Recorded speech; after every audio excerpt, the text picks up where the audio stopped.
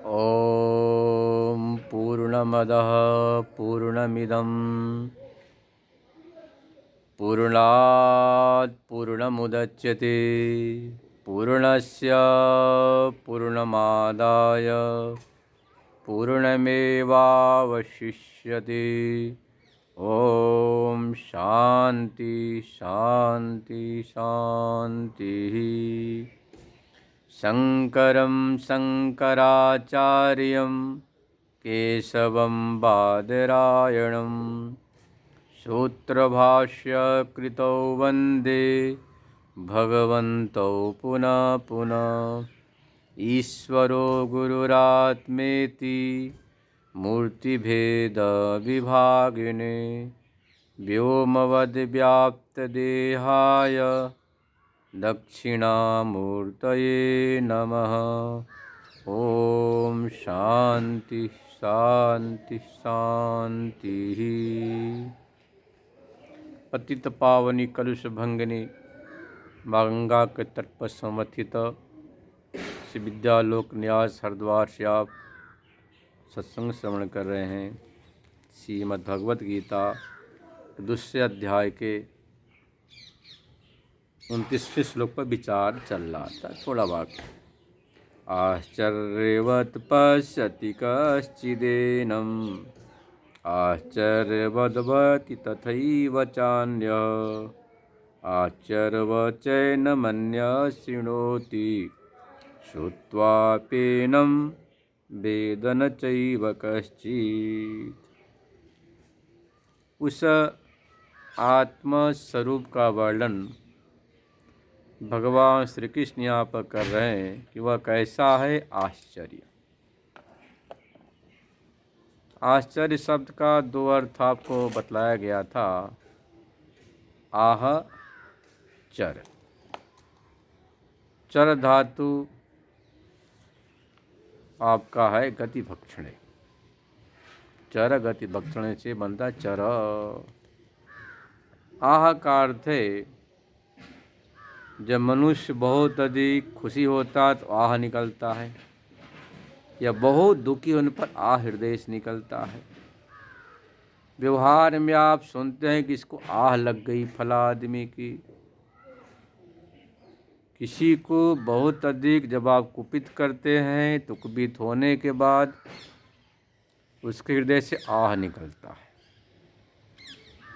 तो दुख अर्थ में प्रयुक्त होता है आह, और सुख अर्थ में भी आह क्या आनंद आया। तो आश्चर्य जब मनुष्य उस तत्व का साक्षात्कार करता है। साक्षात्कार तो है ही, मात्र आपको अविद्या की निवृत्ति करनी है। कभी भी ब्रह्म परोक्ष नहीं होता, इस बात को ख्याल रखना। आलो प्रौढ़ वेदांती श्रोता है, यह जो ब्रह्म है नित्य साक्षात अपरोक्ष है। नित्य साक्षात अपरोक्ष है, कहीं परोक्ष होता ही नहीं।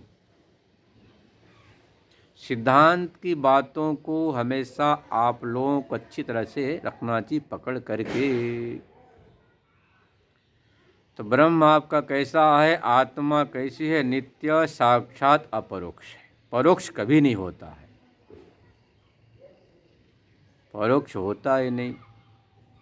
हाँ, आपको अनुभव में नहीं आता है क्योंकि यह अविद्या है, अहंकार वृत्ति है, अज्ञान है, वासना कामनाओं के बादल से आच्छादित होने से उसका अपरोक्षानुभूति नहीं होती है। दूसरी बात है, इसको एक दृष्टांत समझें।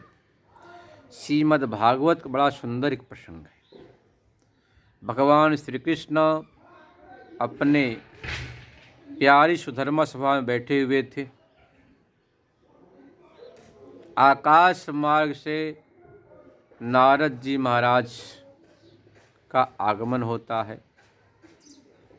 जैसे नारद जी महाराज आते हैं तो दूर से कैसे दिखाई दे रहे हैं, जैसे कोई उज्ज्वल तारा हो। लोग कहते हैं ग्रह मंडल से कुछ तारे आ रहे हैं, चंद्रमा आ रहे हैं। और नदी का अर्थ लगा कि सूर्य भगवान आ रहे, सूर्य तेज के समान। और जब बिल्कुल पृथ्वी पर आए तो करे तो नारद जी हैं। दूर से जब दर्शकों ने देखा तो कहा कि देखो, भगवान श्री कृष्ण के दर्शन के लिए चंद्रदेव आ रहे हैं, सूर्यदेव आ रहे हैं। और सामने आए तो क्या कह रहे हैं, अरे ये तो नारद जी हैं। ऐसे यहाँ पर है। देखो, जो तारा था वो नारद नहीं हुआ, सूर्य था नारद नहीं हुआ। नारद जी दूर थे तो तारा के रूप में दिखाई दिए, फिर और नदी का सूर्य के रूप में, और अंत में नारद।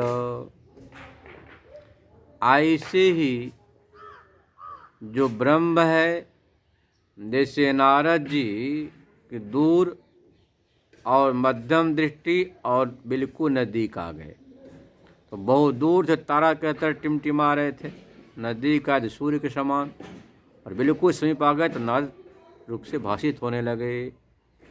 ऐसे जो आपका ब्रह्म आत्मा है, नित्य अपरोक्ष है, जब आप व्यवहारिक दशा में आप क्या बोलते हैं कि मैं करता हूँ, मैं भोगता हूँ, मैं यज्ञदत्त हूँ, मैं श्याम लाल हूँ, मैं राम लाल हूँ, ऐसा जब अनुभव करते हैं तो आप मैं का परोक्ष ज्ञान तो है, परंतु कैसा है कि वह उस समय सूर्य के समान है, चंद्रमा के समान उसका परोक्ष ज्ञान हो रहा।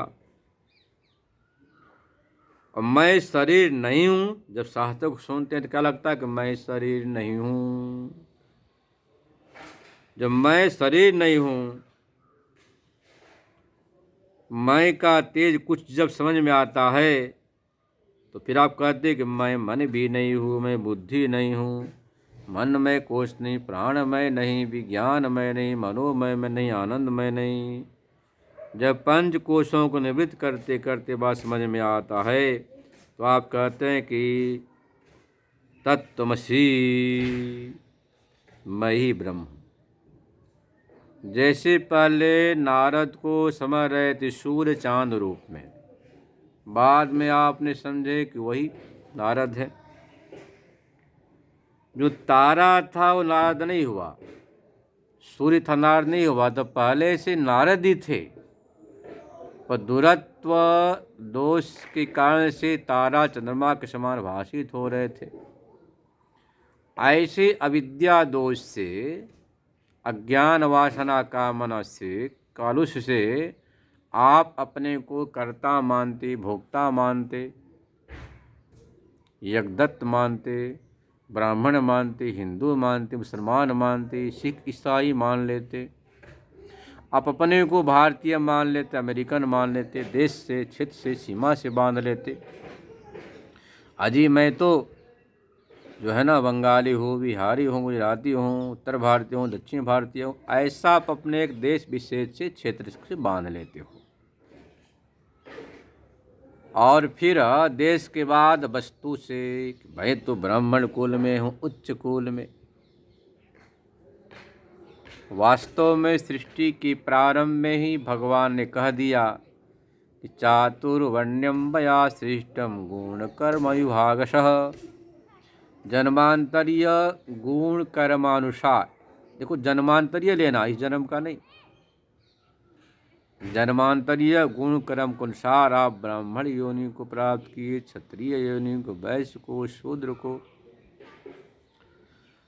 पर उसमें जो श्रेष्ठत्व का अभिमान है, यह अज्ञान मूलक है। यह जो आपने अपने को श्रेष्ठ तो देखो, शूद्र भी हो सकता है, हरिजन भी हो सकता है, जैसे ब्राह्मण वैसे। ब्राह्मण में ब्राह्मणत्व है तो महान है, ऐसे ही शूद्र भी भगवान का भक्त रैदास जी हो गए, कबीरदास जी हो गए, मीरा हो गए, तुलसी, व्यास, वाल्मीकि, ये भी जगत वंद्य, जगत पूज्य हैं। तो देखो नारायण, मया सृष्टम, भगवान ने कहा मैंने सर्जन किया। मनुष्यों के बनाने से कोई ब्राह्मण नहीं होगा, ना क्षत्रिय वैश्य होगा। लोग बोलते हैं ना कि अच्छा जो कर्म करे, पूजा पाठ करे तो भाई उससे ब्राह्मण समझना चाहिए, ऐसी बात नहीं। इसमें गड़बड़ झाला हो जाएगा, व्यवस्था हो जाएगी। जो पूजा पाठ करे, भक्ति भाव करे, नाम जप करे, पढ़े पढ़ाए, उसको ब्राह्मण मानना चाहिए। ऋषि आप आदमियों के द्वारा यह व्यवस्था बनाई जाएगी तो इसमें गड़बड़ हो जाएगा। जैसे मान लो कोई विद्यार्थी गणित पढ़ रहा हो, कुछ दिन के बाद उसे लगा कि भाई देखो बहुत अधिक पैसा किसमें है, इंजीनियरिंग में है, साइंस में है, वह पढ़ने लगा। इसने कहा अरे इसमें तो जगह ही नहीं है, अब ऐसा कर तू टीचिंग विद्या पढ़ाने की पढ़, उसमें बहुत पैसा मिलता। अरे कहा इसमें क्या है, डॉक्टर बन, बहुत बीमारियां फैल रही, कोरोना वोरोना की, लाखों रुपए कमा लेगा एक दिन में। तो डॉक्टर ही पढ़ने लग गया। अब विचार करो, जहाँ उससे अधिक फायदा दिखा वहाँ उस विषय का विद्यार्थी बन गया। वैसे ही जब देखा कि ज़्यादा फायदा ब्राह्मण बनने में, मान सम्मान इज्जत पैसा है, तो ब्राह्मण बन गया, मतलब पूजा पाठ धर्म कर्म लग गया। देखा इसमें नहीं तो क्षत्रिय सेना में चला गया, उसमें तकलीफ है तो फिर बनियागिरी करने लग गया। दुकान नहीं चली तो झाड़ू पकड़ लिया, है ना, वो जो हमारे ये जो उनको बोलते हैं देशद्रोही, जो केजरीवाल आपके पार्टी में आके झाड़ू उठा लिया। तो नारायण आदमियों के द्वारा जो सर्जन बनाई हुई जो व्यवस्था है ना, वो यहाँ पर नहीं लागू होती। लोग आजकल कहते हैं ना कि भाई बस गुण कर्म को देखकर यह समझ लो कि ब्राह्मण है, वैश्य है, शूद्र है।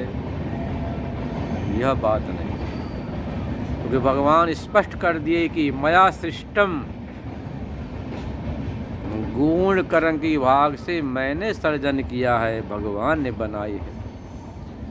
जैसे आकाश है, पृथ्वी है, जल है, तेज है, वायु है, पंचभूत है। अब आम का पेड़ में आम का ही फल होगा, नींबू का नहीं होगा भाइयों। हाँ कोई अपवाद की बात अलग है कि नींबू पैदा कर दे। जैसे महाराष्ट्र में एक संत हो गए, उन्होंने भैंसे से वेद मंत्र बुलवा दिए, दूसरी चीज़ है, अपवाद की चीज़ है। अपवादिक वचन सार्वत्रिक चरितार्थ नहीं होते हैं, जो अपवाद के वचन है सभी जगह चरितार्थ नहीं होते हैं। तो देखो नारायण, जैसे कि आज भी जो व्यवस्था बनाई भगवान की है, वैसे यह भी जो चातुर्वर्ण की सृष्टि है ये भगवत सृष्ट है, मनुष्य सृष्ट नहीं है। अब आजकल यह जो प्रतिस्पर्धा का जमाना आ गया, सब प्रतिस्पर्धा करते कि हम ब्राह्मण से कम नहीं, हम क्षत्रिय से कम नहीं। अरे भैया कौन कहता कि तुम कम नहीं हो, तुम भी हो। तपस्या करो, साधना करो, भजन करो, तो तुम्हारी अलग पहचान बन जाएगी। संत रैदास जी की तरह से, कबीरदास जी की तरह से, दादू गरीबदास की तरह से बड़े बड़े महान संत अनेकों हो गए। वाल्मीकि, वेद व्यास जी। व्यास जी कोई ब्राह्मण नहीं थे, वो तो शूद्र ही थे वास्तव में देखा जाए तो। फिर भी कोई शूद्र नहीं कहता उन्हें, महान जगत गुरु, जगत वंद्य। यहाँ तक कहते व्यासोच्छिष्टम जगत सर्वम कहते हम, व्यासोच्छिष्टम जगत सर्वम भी कहा करते। ये गुण कर्म का विभाग है, उसके अनुसार यह संसार का सृजन है। तो देखो नारायण, अपने आप को आपने ज्ञान से एक क्षेत्र में बांध लिया, वस्तु में बांध लिया, जाति में बांध लिया, भाषा में बांध लिया, है ना, कला से बांध लिया। मैं तो अध्यापक हूँ, मास्टर हूँ, डॉक्टर हूँ, इंजीनियर हूँ, है ना, झाड़ूदार हूँ। ये अभिमानिक सुख से बंध गए। तो मैं तो वही है, पर आपने अपने मैं को गुण से, कर्म से, क्षेत्र से, देश से, काल से, धर्म से, कर्म से, कला से, क्रिया से, अवस्था से, व्यवस्था से इतना अपने आप को बांध लिया है कि आपका मैं उसी रूप में अनुभव होता है कि मैं करता हूँ, धरता हूँ, स्वामी हूँ, मैं गुजराती हूँ, तो मैं बंगाली हूँ। अब देखो ना, आज हमारे पीएम मोदी गुजरात से हैं। सच्चाई कहने में कोई बुरी बात नहीं है। तो गुजराती लोग अपने को ना 7 हाथ ऊपर समझते हैं कि हमारा गुजराती प्रधानमंत्री, पंत प्रधान है, हम बहुत ज़रा श्रेष्ठ हैं। मतलब गुजरात के एक मजदूर भी अपने को अन्य लोगों से बड़ा मानता है, उसका अभिमानिक शौक है, हमारा पी, हमारा गुजराती छे, ऐसा बोलते हैं। और बोलते भी, अनुभव ही करते हैं, हालांकि मिथ्या ईमान है। अरे कल दूसरा, कल तीसरा बन सकता है। यह जो एक अभिमानिक सुख है कि आपने अपने को बड़ा मान लिया कि हमारे गुजराती, जहाँ का पी वहाँ का मैं हूँ, जहाँ का प्रधानमंत्री। तो आपने अपने मैं को जरा ध्यान से सुनना भाई, गंभीर शास्त्रीय बातें हैं, कोई राजा रानी की कथा नहीं है यह।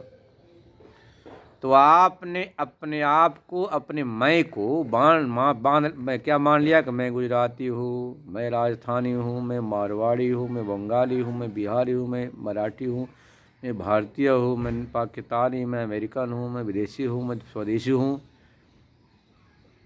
इन बंधनों से अपने को बांध लिया, इसी का अनुभव करते हैं आप, इसी का साक्षात अनुभव आपको हो रहा है।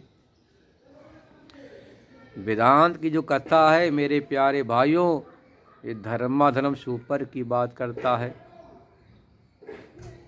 धर्माधर्म का विचार तो मीमांसा दर्शन करता है, अथा तो धर्म व्याख्या श्याम।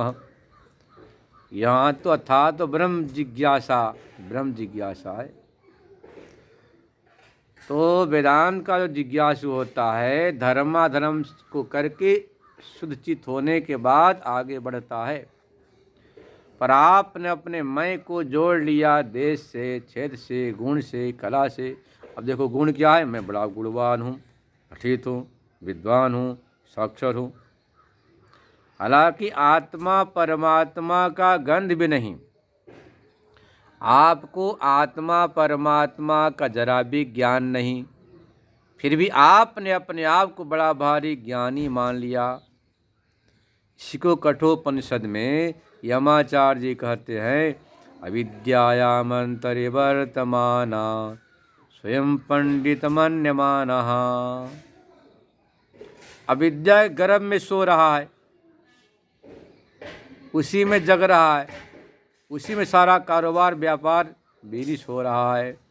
अपने को पंडित मन्यमाना, आत्मानं पंडितम मन्यते पंडित मन्यमाना। अपने आप को बड़ा भारी पंडित, विद्वान, बुद्धिमान मान लिया है। यमाचार्य नचिकेता को उपदेश करते बता रहे हैं।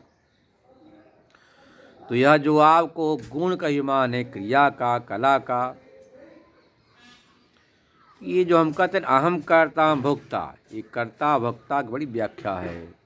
आपने स्वयं मान लिया कि मैं तो एक न्यायाधीश हूँ, डॉक्टर हूँ, मास्टर हूँ, सुप्रसिद्ध हूँ, विख्यात हूँ, विश्वविख्यात हूँ। इतना नहीं, अब तो महाराज ऐसे अपने आप राष्ट्र संत दिखने लग गए।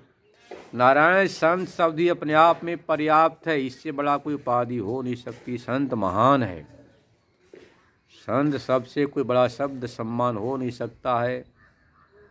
क्या लगा दिया पाखंडियों ने, राष्ट्र संत, विश्व संत। जो लगाते ना राष्ट्र संत, महापाखंडी मानना उनको। मैं डंकी की चोट से कह रहा हूँ, राष्ट्र संत, विश्व संत ये महापाखंडी होते हैं।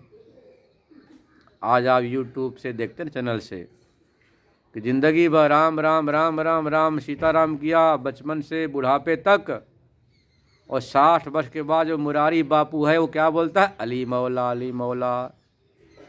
कि भाई मेरे हृदय से अली मौला निकलता है। वो अली मौला नहीं निकलता हृदय से, पैसा निकलवाता है, क्योंकि इसकी बिटिया ब्याही है मुसलमान से, मुरारी बाबू की बिटिया मुसलमान से ब्याही है, इसलिए इसको अली मौला याद आते। अपने दामाद है ना, दामाद से मोह इसका है। सच्चाई कह रहा मैं, क्योंकि उससे अच्छी मुझे जानकारी इस विषय में है। इसके मंडली में संगीतज्ञ तबलची था, तबलची। 1990-91 की बात कर रहा हूँ। मैं भी इसके यहाँ गया था गांव में, इस जन्म भूमि में मुरारी बापू के। तो तबलची के साथ इसके बिटिया का बहुत प्रेम हो गया। हमारे महात्मा जी स्वामी समतान जी शरीर छूट गया, मेरे को बोलते देखो ज़रूर आज निकल इसको उठा ले जाएगा। कितनी पुरानी बात, वही हुआ। तो तबलची जो मुसलमान दूसरे ब्याह दिया, इसने अपनी लड़की का दान दिया, इसलिए इसके हृदय से पैसे के लोभ से अली मौला निकलता है। और क्या बोलता है, राष्ट्र संत मुरारी बापू। ये सब हमारे समाज के भ्रष्ट करप्ट कथाकार है, इससे सावधान रहना चाहिए मेरे हिंदू भाइयों, सावधान रहना। ऐसे ही एक चिन्मय बापू है, एक चित्रलेखा है, ये भी अली मौला, तो क्या क्या बकते रहते हैं, हाय हुसैन, ये सब बोलते रहते हैं।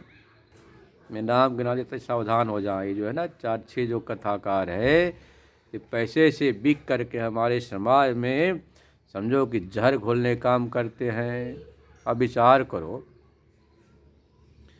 जिंदगी भर राम राम राम किया और अंत में अली मौला। कितनी बड़ी ये समझो कि धर्म के साथ पाखंड है।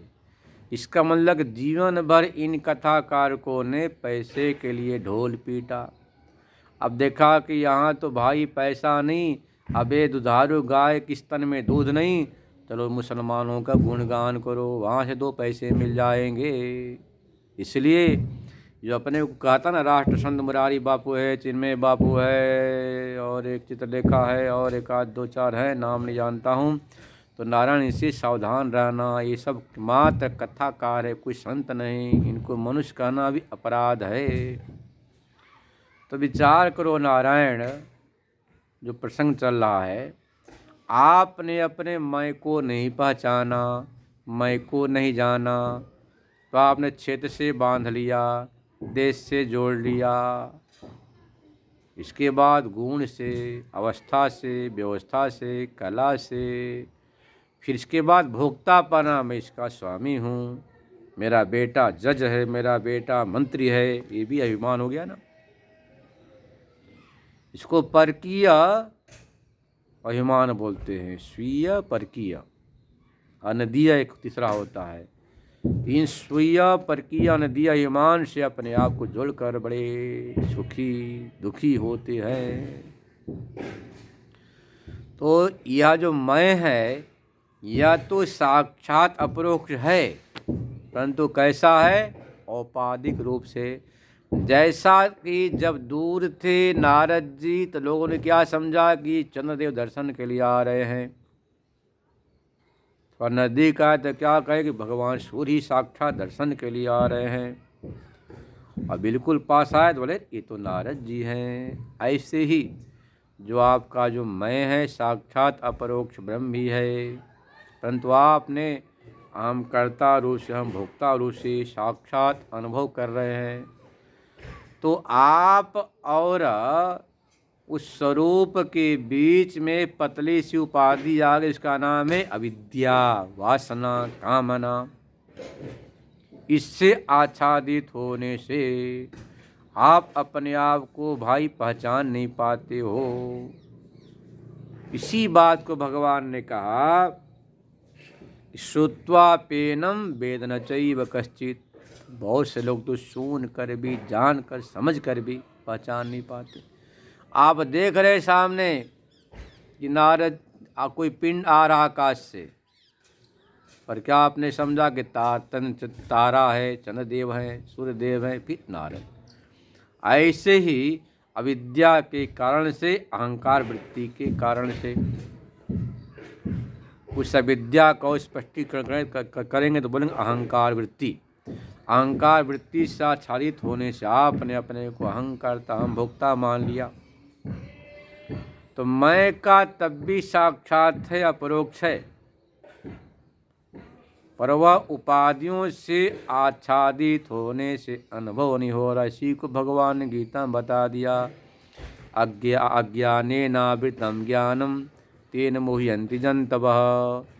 अज्ञान से वह जो ज्ञान है आच्छादित है, इसीलिए ये जो जंतु है मुग्ध हो रहे, मोहित हो रहे, अपने आप को पहचान नहीं पा रहे हैं कि मैं कौन हूँ। मेरा स्वरूप क्या है। तो आपको अपने स्वरूप को पहचानना है तो निश्चित ही बार बार श्रवण करना पड़ेगा। बार बार श्रवण करने से मात्र वह जो अविद्या है उस अविद्या की निवृत्ति होती है। तो ब्रह्म आप होते नहीं, ब्रह्म तो पहले से हैं, हमेशा ब्रह्म ही है, परंतु वह जो अविद्या थी ना समझी थी वह निवृत्त हो जाती है, प्रतिबंधक हट जाता है। तो जब तक प्रतिबंधक है तब तक आप अपने आप को समझ नहीं पाते हो। इसी बात को भगवान वेदव्यास ने कहा है, एकमपि अप्रस्तुत प्रतिबंधे तद्दर्शनात्। एक जो प्रतिबंधक होना होता है इसलिए उसका अप्रस्तुत मतलब कि साक्षात्कार नहीं होता, अनुभव नहीं होता है।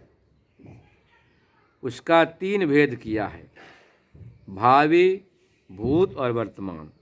भावी प्रतिबंधक है वेदांतक उपनिषद के अनुसार कि जो बहुत अच्छा कर्म उपासना है उसको जन्मांतर ब्रह्मा बनना है। तो भावी प्रतिबंधक सृष्टि कर्तृत्व होने के कारण से हिरण्यगर्भ में भी उसे तत्व का साक्षात्कार नहीं। और भूत प्रतिबंध वामदेव का था, और वर्तमान में नचिकेता का मान लो, श्वेत केतु का मान लो, बार बार सुनने के बाद जब वह प्रतिबंधक क्षीण हो गया तो प्रतिबंधक क्षीण होने के बाद ही तत्काल उन्हें अनुभव हो गया।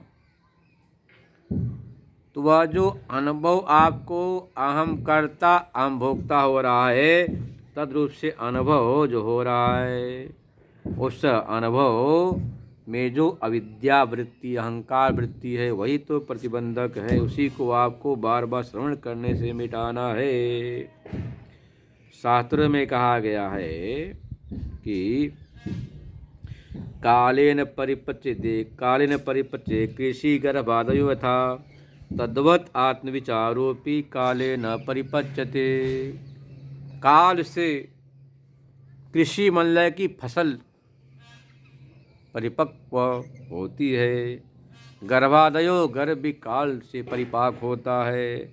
ऐसे आत्म विचार करते करते कालक्रम से परिपक्व हो जाता है।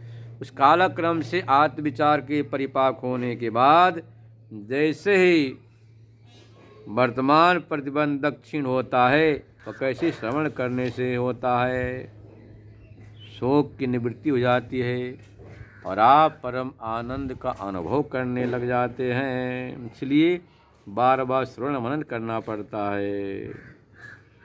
भगवान ने कहा इसलिए श्रुत्वाप्येनं वेद न चैव कश्चित्। श्रवण करके भी कोई इसको जान नहीं पाता है, क्योंकि जब तक प्रतिबंधक नहीं हटेगा तब तक आप जान नहीं पाएंगे। तो भूत भावी प्रतिबंधक हटाना तो आपके हाथ में नहीं है, वह तो पुण्य पाप रूप है। पुण्य है तो ही भोगना पड़ेगा, पाप है तो ही भोगना पड़ेगा। भोग से क्षय होगा, भोगन क्षीयते। पर जो वर्तमान प्रतिबंधक है वह प्रतिबंधक श्रवण मनन से क्षीण हो जाता है।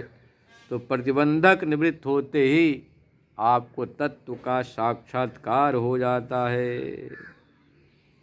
तो तत्व के साक्षात्कार के लिए प्रतिबंधक का क्षीण होना बहुत आवश्यक है। इसके लिए क्या करना आपको, तो बार बार शास्त्रों का श्रवण करना, मनन का निध्यासन करना। तो जो आप साक्षात तत्वमसि का सुनते हैं, तत्वमसि, तो अहम कर्ता अहम भोक्ता, ये जो अहंकार वृत्ति है, इस अहंकार वृत्ति का शोधन होने के बाद तत्वमसि वही मैं हूँ ऐसा अनुभव होने लगता है। जैसे पहले आप अपने आप को आप एक देश का क्षेत्र का मानते थे, अब डॉक्टर बन गए हो तो जैसे कोई डॉक्टर बोला आपका कान उधर, कौन बोल रहा भाई मुझे, ऐसे ही जब आप तत्वमसी सुनते हैं तो आपको लगता है कि वही मैं हूँ, सर्वात्म भाव हो जाता है, सब कुछ मैं ही हूँ। आप परिचिनता से ऊपर उड़ जाते हैं, अपने आप में प्रतिष्ठित हो जाते हैं। शेष कल श्रवण करेंगे। ओम पूर्णमदः पूर्णमिदं पूर्णात् पूर्णमुदच्यते पूर्णस्य पूर्णमादाय पूर्णमेवावशिष्यते। ओम शांति शांति शांति।